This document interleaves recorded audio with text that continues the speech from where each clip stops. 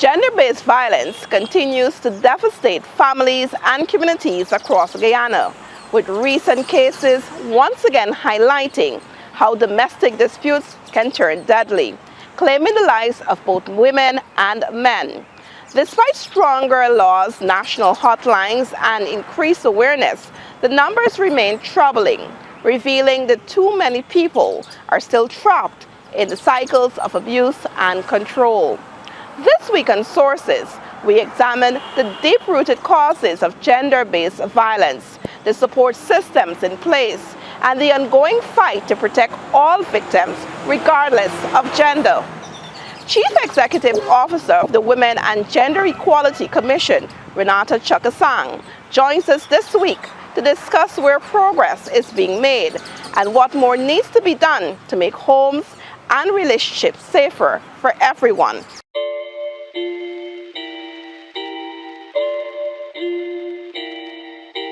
Welcome to Sources. I'm your host, Svetlana Marshall. Tonight, we'll be talking about a very important issue, gender-based violence. And I would like to provide you with some facts before we get into the discussion. Now, according to the National Survey, Guyana Women's Health and Life Experiences 2018-2019, 55% of women aged 15 to 49 who had a partner reported experiencing at least one form of violence from that partner in their lifetime. 38% of women reported physical and/or sexual violence by a partner in their lifetime. 20% of women reported non-partner sexual violence in their lifetime. 13% experienced such violence before age 18. It is said that women in Guyana are almost twice as likely to be killed by an intimate partner as against a stranger. You may be wondering, are men victims of violence as well? Yes, men are also victims. Between January and October 2025, the Ministry of Human Services and Social Security reported that 333 men formally reported domestic violence complaints. And in this week alone, this past 2 weeks I should say, we saw two men, 25-year-old Akeem Evans and 30-year-old Kevin Alexander, being reportedly killed by their partners. To discuss this very important issue with me, I have the Chief Executive Officer of the Women and Gender Equality Commission, Renata Chuck-A-Sang, in studio with me. Welcome to Sources. Thank you, Svetlana. It's a pleasure to be here. How have you been? I've been busy. Busy. Busy. I think life in Guyana is getting busier. Yeah, sure is. Now, what are the main drivers of gender-based violence in Guyana today? I think I don't want to say, it's a matter of our self-confidence and the kinds of relationships that we have. People are stressed out. I think we have different realities to what was presented to us. When I say that, I think from childhood, girls and boys are sort of told that these are the roles that they should have. And sometimes when they get into relationships, those are not the roles that they need to have. And in that difference, we have some trouble reconciling it. And oftentimes the stress of the changes, I guess, boils over and our response tends to be violent. What role do you see cultural norms, and you spoke a bit just now, gender roles and attitude towards power and control contribute to this problem? I think first of all, everybody needs to recognize that they have agency and they have choice. As an adult, you have the ability to choose your path in life. No woman is a property and no man is property. I think as human beings, we're human beings and we are entitled to the right to life and the right to live in harmony and in peace. However, in our society, we tend to say that men are providers, but the understanding of what the provider means sometimes, I guess, is misunderstood. Gone are the days where sort of, there's this quintessential story that men are, they bring home the bacon, so to speak, they provide the money, and the good woman is at home looking after the house and the children, etc. Those days are no longer here, and I think both men and women need to recognize that and understand that their behaviors need to change, their attitudes need to change. A provider now in this sense also means that you need to be providing emotional support. You need to be able to be each other's partners. Women need to provide support to their husbands emotionally, and men need to provide support to their wives emotionally. Everybody can contribute from a financial perspective, and everybody can share in the chores in the home because it is your home. And you're adults. These are things that adults should be doing. You take care of your business at home, you make sure that you don't disrespect each other, and you're able to communicate with each other. I think if you love somebody, you should be upholding that person, whether you're a man or whether you're a woman. And if that is not happening, then you kind of have this idea that this person is my own, and my own doesn't do this, and my own doesn't do that. And definitely if we're listening to gossip, and I think men listen to gossip quite a bit. They may say they don't gossip, but they tend to be listening to gossip. So what you have happening is they hear stories that their partner has been seeing this person or that person, or if they're going out, they must be going out because they're going to see a man. She doesn't have any other business going on the road except to see a man, which I find a bit ludicrous. But if that is happening, then you need to have a conversation with your partner. Say, this is what I'm hearing. I don't know if it's true, but is there anything you need to share with me? Is our relationship all that it could be? Is there anything I can do to make it better? If, however, the answer is no, then be an adult. Move on. Move on. What about economic pressures? What about the issue of unemployment? Do you think this is also linked to increase domestic violence? In a certain way, yes. If you have economic pressures, then you need to sit down and decide, what are we going to do about it together? If somebody else can't make some money, then the other person needs to get up and hustle. It is not one person's responsibility to ensure that you have food on the table. Right? You also have a community around you. Not everybody is sailing high. Sometimes there's no wind, and so that you're paused in the water, so to speak. And so you need to be able to get help from your community.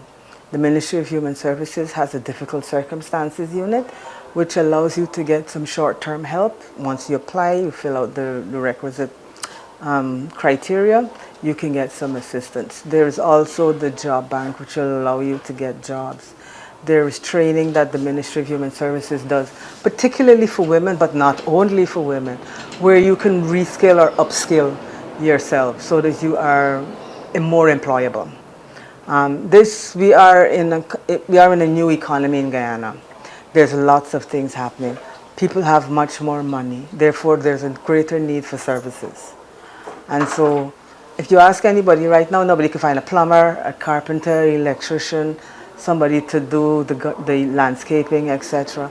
So to say that we have unemployment is, there needs to be a way for us to meet the needs. And people need to make sure that they're skilling themselves to meet the current employment demands. Okay, and another factor may be, and if you could elaborate, the issue of substance abuse, alcohol abuse, and do you see that fueling domestic violence?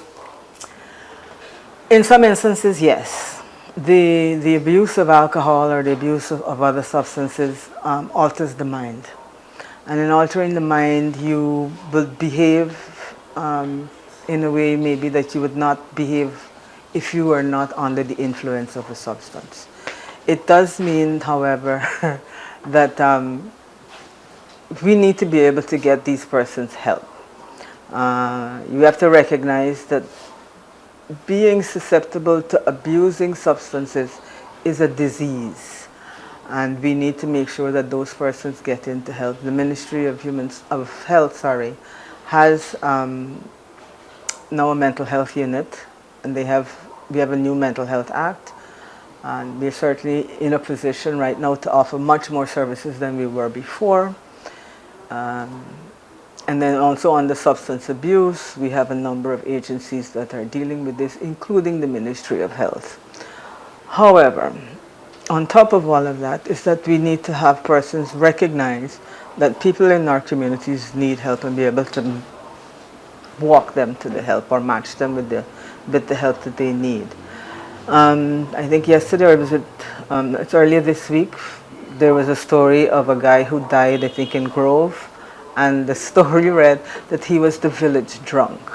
Wow. Right? That in itself is unfortunate because everybody in the community recognized that this person had an abuse problem, and yet he was allowed to continue until he died. And then his obituary reads village drunk. That is kind of a sad reflection on the community itself, really, but I digress. So there are persons in our community that are more susceptible to alcohol abuse, and that alcohol abuse or substance abuse may be coming from a position of personal pain and trauma. And so we have to recognize that, and that needs to be dealt with, in addition to them receiving assistance to overcome their addictions.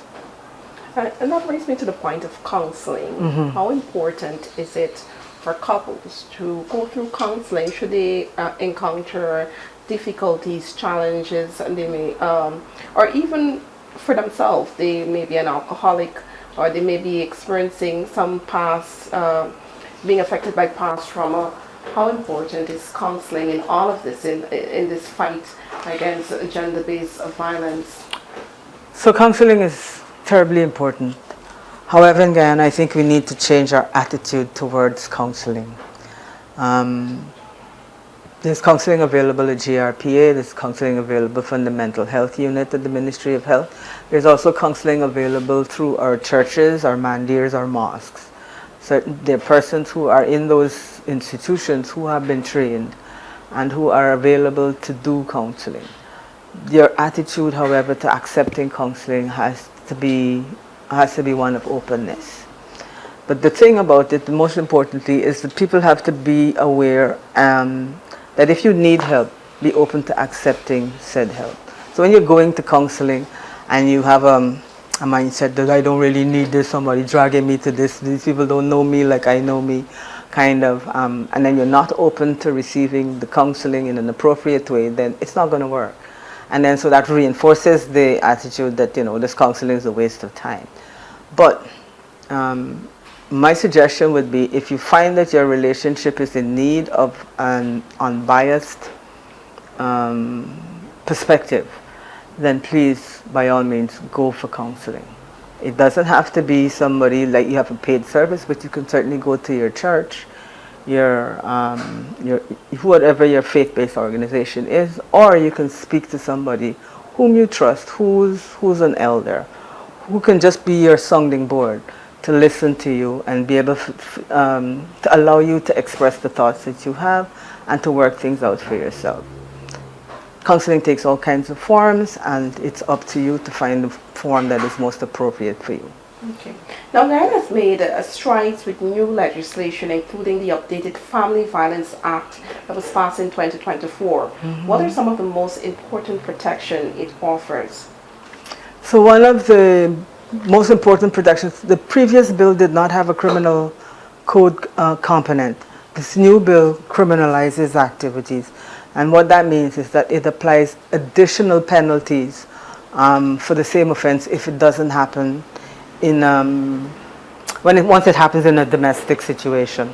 If it's a stranger hitting another stranger, there's a simple assault charge. But if it's on the domestic, an intimate partner setting, then there are additional penalties. Okay. Right? So we welcome the upgrade. It also allows for counseling. It also allows for safe homes for persons. And so it provides for much more support in a more holistic manner than the previous bill did. So we, in this area of work, look forward to it this addition to our arsenal of tools, if you will. Okay. Now there is the 914 gender-based violence hotline. I want to say that again for persons listening. It's 914. 914. That's the hotline number. Now that is being used to reach victims, especially persons across Guyana. But one may wonder, due to our geographic layout, how is it effective in reaching those in the hinterland and rural areas? I mean, to be honest, it's going to be less effective. However, it allows for persons who may witness or know of a situation to report it anonymously.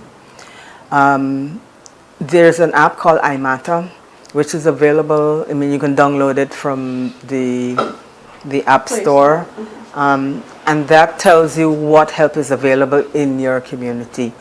The Ministry of Human Services has trained a number of what they're calling survivor advocates and community advocates.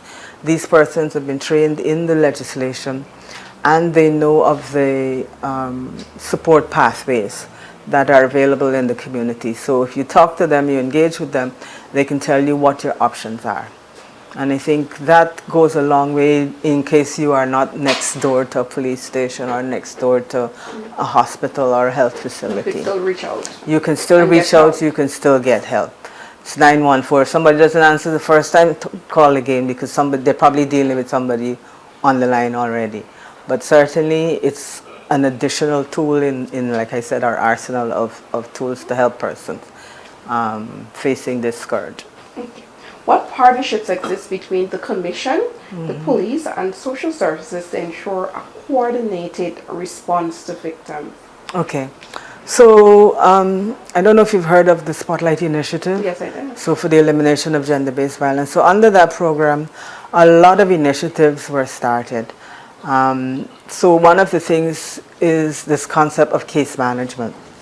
And so if we get it allows us to create referral pathways. So if an incident is reported in community A, there's a way for us now to track to see exactly what happens to that case. And so it ensures that the police, that social services are all in coordinated and working together. We also have the Hope and Justice Centers. I think there's one in Region 3 and one in Region, I want to say 6, it could be 5. And what these centers are, it allows for a person, it's like a one-stop shop. Once you are in this thing, it allows you to get psychological help, legal help, and health help, and also court support. So that in one stop, you don't have to tell your story 101 times. These guys will gather you, will help you. Sorry, I don't want us to guide you, but hold you up and ensure that you go through the system with as much ease as possible. It makes reporting much easier. Right. And victims often worry that, I have to tell my story. Exactly, but not only that, we also recognize that it's not one thing you need.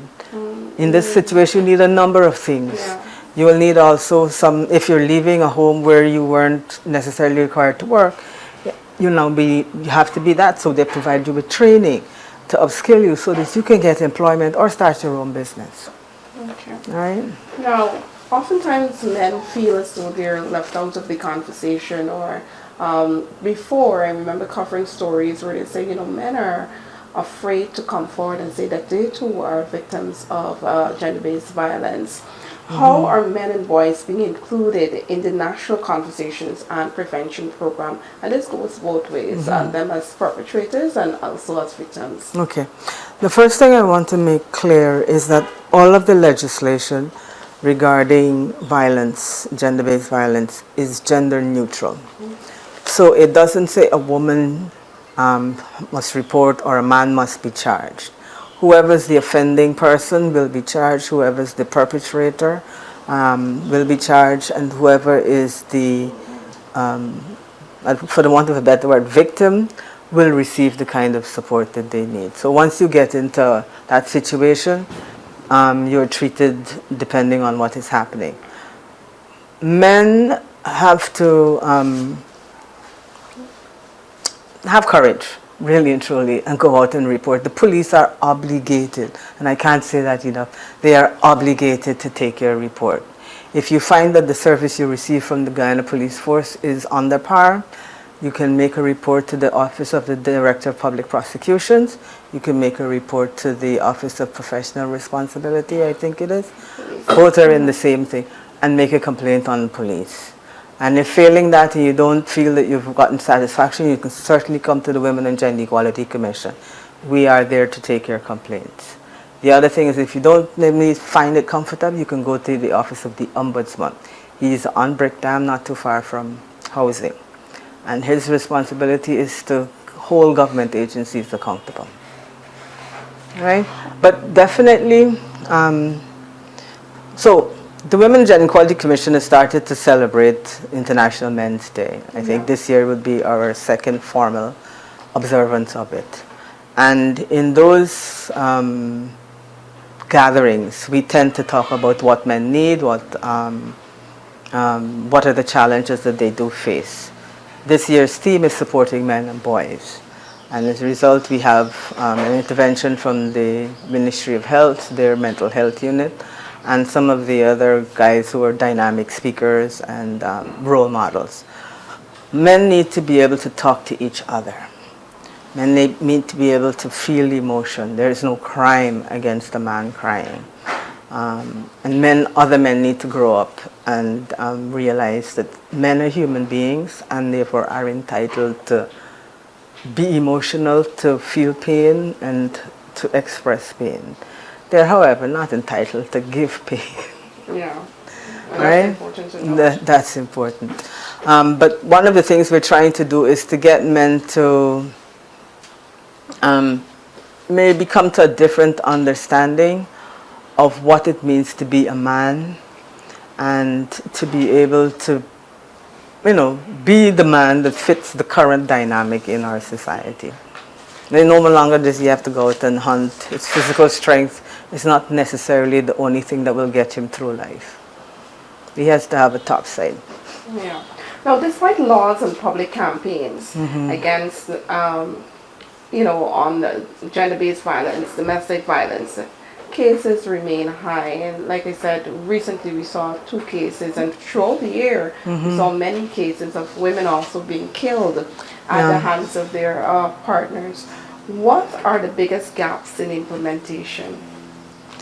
One of the things is stigma remains a big challenge. If you're in a relationship and you're experiencing violence, a lot of times women are hesitant to talk about it with others because there's a sense of shame. Let's be real. And how are others going to view me because I pick up with this person and this person is abusing me, but it was my choice. And therefore, how will they look at me given the fact that my choice did not seem to be a good one? And then also with men, if you find that you're in a relationship whereby you're being abused, it's not the positive and reinforcing relationship that you need to be in. You need to have the courage to say, hey, this is not for me, and to step away from it. There's no point holding on, getting to the point where you need to be violent. Again, this concept of persons regarding their partners as property needs to change. Life is a continuum, life is a spectrum. What could have started out, bright-eyed and bushy-tailed at the beginning may dwindle. And in doing that, you need to know when to cut it off and move on. So I guess this calls for a level of emotional intelligence and maturity that we're still working on as a nation. What are survivors getting the support they need from the police in particular? I know you mentioned healthcare services and the courts, but could you elaborate? The police have been trained. I think the ministry said last year over 5,000 police have been trained, particularly on how to deal with cases of gender-based violence. And so we still have to hold them accountable. We have received reports that things are not hunky-dory, everything is not yet perfect. But as I said, life is a continuum, and we need to keep their feet to the fire. Every time we receive a report of an officer not behaving appropriately, it needs to be reported, it needs to be acted on. I mean, we're constantly meeting with the police, we're meeting with Ministry of Human Services to ensure that we have less and less of these kinds of reports. But one must recognize that the police come from the very society from whom they take reports. And if, for instance, in your household violence is accepted, there's a police officer who's coming from a similar household. And so they're not going to see it necessarily as a matter of urgency if they have survived the violence. Well, what are some of the challenges the police themselves are experiencing with respect to law enforcement and responding to domestic violence? Because some of them do their work, but then they encounter difficulties. Right. So one has to understand that crime is a crime against the state. If you make a report to the police, they have an obligation to take your report with all seriousness and conduct the appropriate investigation. What happens often is that persons will, having made the report, they would then come back to the station and say they don't wish to continue with the matter. But once a report is made, state resources have gone in, have been employed, and therefore we have been telling the police that the case needs to go forward regardless. The witness can be compelled to give evidence.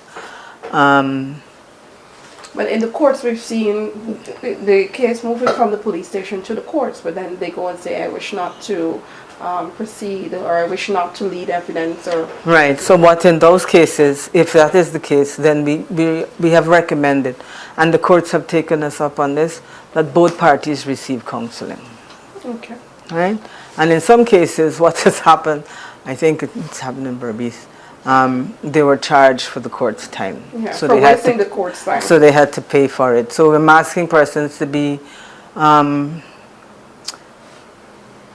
think before you go to the court to engage any of the systems. Because we're using state resources, and the state resources that are being employed, it's not a small amount. The state is not like mommy and daddy. We cannot be expected to say, and this is what a lot of times happens, just talk to he, right? Or talk to her, make them stop hitting me. But we need to understand why the person hit you in the first place. Why did they take that approach as opposed to having a conversation, right? Because if that happens one time, it is more than likely going to happen again. So you need to you need to be cognizant of that and understand what it is that you're going to do, because the next time you may not get the chance to go to the police. The other issue is that of restraining orders and protection measures. How are these being enforced? Okay.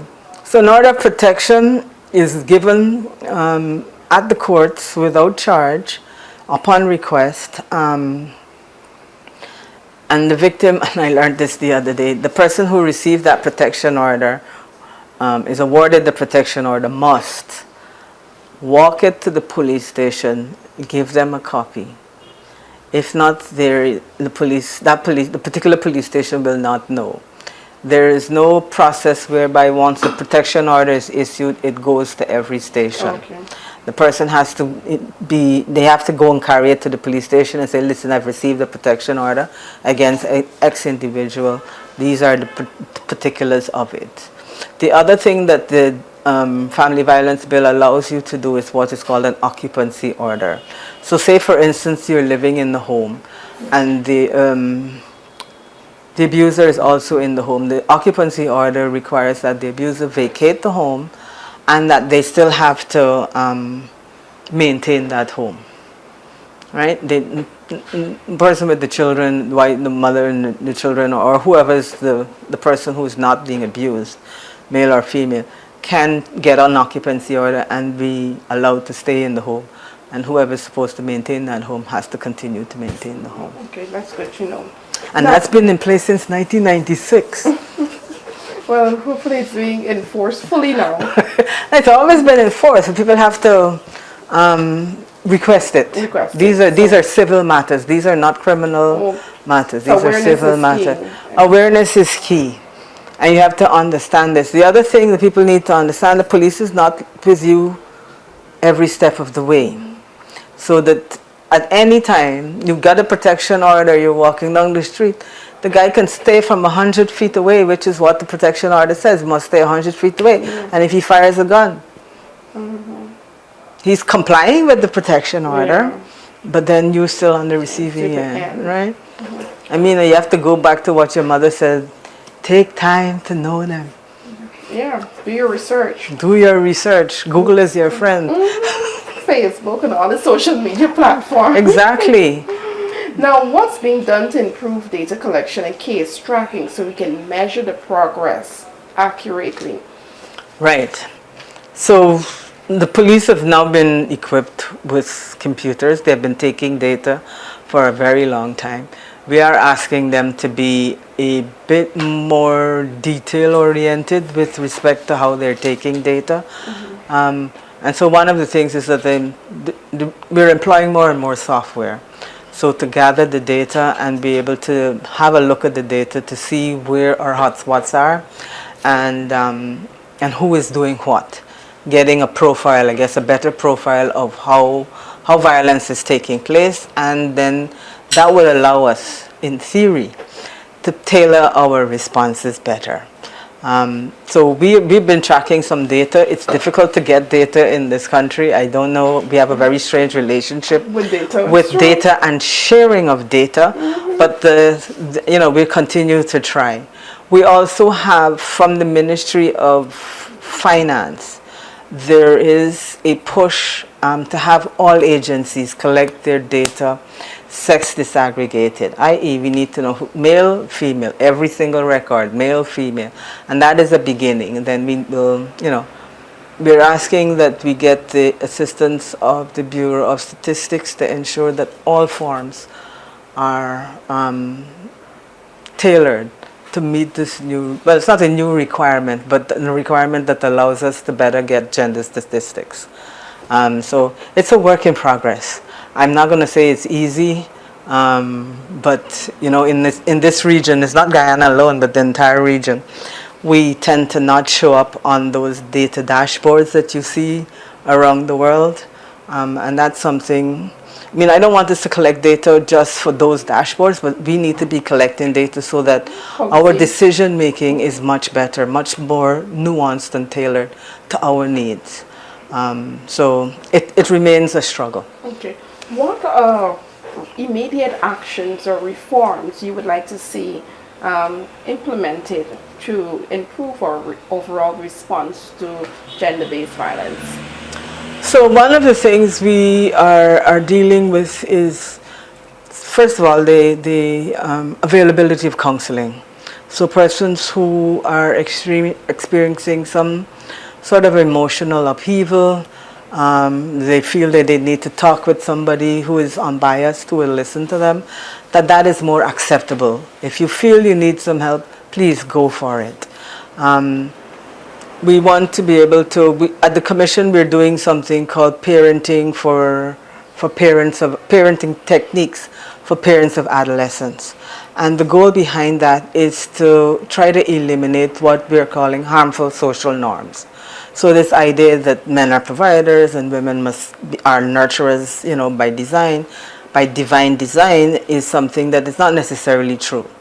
And so we have to ensure that everybody shares in the housework, shares in care work, which is most important. And then they're also given an opportunity for them to express their lives however they feel, which means that they should be able to go out and work. Now, if you have a community that supports you, then you can go out and work. Somebody, your husband or your partner, is taking care of your kids. If they're not taking care of your kids, your wider community takes care of your kids. And since everybody is for the child, then one would expect that those care facilities are free from the threat of violence or the threat of abuse, right? So we have to rethink how our lives are going forward. If, for instance, we have certain skill sets, then we have to share our tasks better. Not everybody is a good cook, not everybody is a good cleaner, not everybody is a good nurturer. And this does not go by your sex. All right. So we have to rethink how we interact with each other a bit more. But I think, everybody comes with 2 hands, 2 feet, and 2 eyes. You should be equally capable of doing whatever needs to be done. Oftentimes the burden is placed on government. Government should do this and government is not doing enough and so forth. And while government has its role to play and the state agencies have their role to play, how important is the community in all of this, the community as a whole? You mentioned the story of the Grove, the guy in Grove, and where he was described as a drunk and not enough being done. But what could the community do to raise awareness, to protect both men and women, and even boys and girls? You have to be mindful of each other. You have to care for each other. Let's go back to this thing about care work. Care work is often unpaid labor. And as a community, we need to recognize the contribution that that makes to our life as individuals. If nobody cared for us, or cared for our elders, or cared for our children, then life would be so much harder. So we have to be mindful about our community. We have to express the values that we have about creating and uplifting and maintaining our communities. Government is there, but government is not living your life. And therefore you have to decide what kind of life you would like to live, what kind of community you would like to be a part of. And decide as a community, these are our values, and these are the ones that we will continue going forward with. It's a matter of personal responsibility. If I have garbage in my house and I don't choose to take it out my house, the garbage guys are not required to or obligated to come into my house and remove it. I have to take it out to them, then they will do their part. So each of us has a role to play. Each of us has a role to making life in Guyana much better. And I think we should take on the responsibility of doing it. Now, as part of the 16 days of activism from November 25th to December 10th, I think, the Women and Gender Equality Commission is doing this Red Shoe project. So tell me about the overall 16 days of activism, the work of the commission in all of this, and overall what it has been up to. And then we could talk about the Red Shoe project. Okay. So the Women and Gender Equality Commission is one of our constitutional agencies. It forms part of Guyana's human rights mechanism. So the other human rights agencies are the Rights of the Child Commission, the Indigenous Peoples Commission, the Ethnic Relations Commission, and we should have, but it has not yet been constituted, the overarching Human Rights Commission. But at Women and Gender Equality Commission, we are responsible for, according to Article 212G of the Constitution, upholding the status of women and promoting the achievement of gender equality. Now, under those two things, we then are concerned with the implementation of the Convention for the Elimination of All Forms of Discrimination Against Women, of course the UN Human Rights Charter, and our own Constitution. So on the 20th of November, we have our conference on CEDAW, which is the Convention for the Elimination of All Forms of Discrimination. So we discuss it and we come up with different things. This year we're looking at the concluding comments and how we can use those concluding observations to accelerate progress towards the Sustainable Development Goal 5 of the SDGs. We are supposed to achieve that by 2030, which is a mere 5 years away. We still are behind the curve on that. So in doing that, the Commission is concerned with the reduction of gender-based violence, with ensuring that opportunities for women are, well, everybody is receiving really equal opportunity, but particularly for women because they've been sort of below the par. And ensuring that we achieve gender equality in all spheres. So we're looking at business, we're looking at education, we're looking at employment, we look at housing, we look at law, we look at the whole gamut of things. For 16 days of activism, it starts on November 25th, which is the day that we observe for the elimination of all forms of violence against women and girls. So on the 25th, we will launch our Red Shoe project. We did it for the first time last year, and we're doing it in conjunction with the Civil Society National Reference Group and also the United Nations. What it does, we're asking persons to donate shoes and a story, because each shoe should represent and honor a woman or girl who has lost their life to domestic violence. And we know in Guyana we have a lot. As you alluded to at the beginning, women almost have a 50% charge of experiencing violence. So that means each of us knows somebody who's been afflicted by violence. So I'm asking persons to honor the persons that you know, donate a shoe. We will if you don't have a red shoe, we will make it red. But you need to do it by, I think, next week. Right? So we have some time. The 20th, we're closing off donations of shoes because we have to make them red and make sure the stories are there. So on the 25th, we will have an event at the seawalls, I think by the bandstand area, whereby we will install, it's a public art installation, and we'll have the shoes and the accompanying stories. So you will know, it's an opportunity for us to remember those who have lost their lives and really to be aware that this is still an issue and that we are hoping that persons are so moved that they will themselves take on personal responsibility to do something about it. Is there a limit to the number of shoes you could receive? I know it's only limited by the number of lives that have been lost, unfortunately. Right? So no, there's no limit to the shoes. The bandstand area, I think, is big enough to hold the shoes, and we would like to see, we're still working on it, to be able to have this replicated in all of the regions. Because in each region there has been a woman or two, at least, and I'm being very modest, who has lost their lives. And I think that woman had a life, had potential before it was cut short, and we need to remember and honor her. So just for those who may have just joined us, just give me a recap of the Red Shoe project. I know it's going to be launched on November 25th. How are persons donating shoes? Who could donate shoes? Do they need to bring along a story? And does the shoes must be red or no? No, the shoes do not have to be red.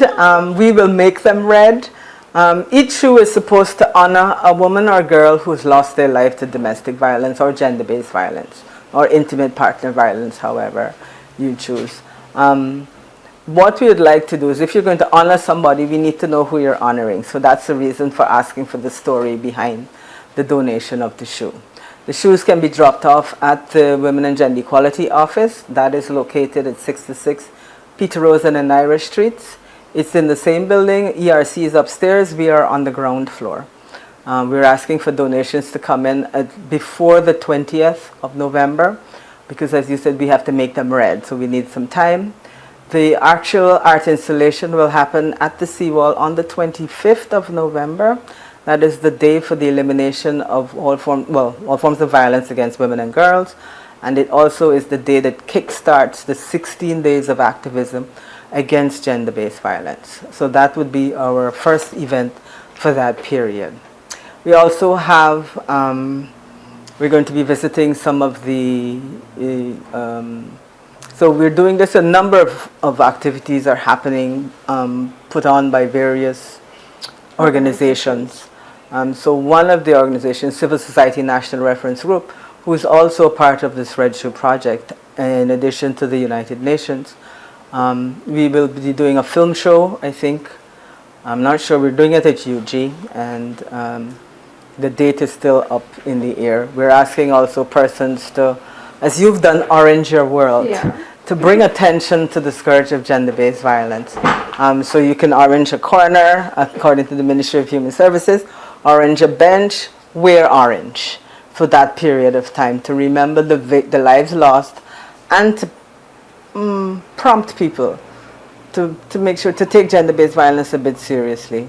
You may be on the path to it, you need to check yourself. If you're in a situation where you're likely to experience gender-based violence, we're asking you to extricate yourself from it. Okay. Finally, Ms. Chuck-A-Sang, what word of advice would you give to our viewers, particularly those who are in a domestic violence situation, and a word of encouragement to the survivors, because they too may be battling, a lot? So the thing that I would like people to do is to love yourself. Love yourself, value yourself. And if you do that, then there are certain things that you will not accept. For those persons who have already experienced the trauma of violence, talk to somebody. Deal with your trauma. Heal yourself. Nobody else can heal you but you. But what we can do is to provide you some services that will allow you or facilitate that healing. Healing is something that is a personal and it's on an individual level, and there are different formats or different ways to doing that. If you're in a domestic violence situation, or if you're in a situation where you are not treated with the love and care that you deserve, I'm asking you to value yourself. Reach out, ask for help. Right? The Ministry of Human Services, they're the agencies primarily responsible for providing help. You can also go to the police, who will track you who will basically walk you to the Ministry of Human Services in order for you to get that. If those two agencies are not thinking, you can certainly make a complaint to the Women and Gender Equality Commission, and we will definitely seek help from those two agencies again to be able to get you the help that you need. We also have, contacts with the Ministry of Health, Mental Health Unit. We are a policy body. We're not an implementation body. We can receive complaints, but our job is to ensure that there's a resolution to those complaints. But we're not a service organization, right? But I'm asking everybody to love yourself. Nobody deserves to live in a climate and environment of violence. Nobody. And I need for people to love themselves and say that this is not for me. Right? It's not for me. Make sure that you don't hit your children either. Find a different way to discipline them so they don't learn the culture of violence. Because only if we do that will we prevent this from happening in the future. Because people are practicing learned behavior. Kids don't normally hit with intent. They hit for other reasons, but we need to ensure that we value life, because everybody has a right to life. Ms. Chuck-A-Sang, thank you so much for joining me and for sharing such valuable information and bringing awareness to this issue of gender-based violence. I wish you well with all your endeavors and the Red Shoe Project and the 16 days of activism. As we would have indicated, it's going to be from November 25th to December 10, 16 days of activism. I've been your host, Svetlana Marshall, wishing you a pleasant evening.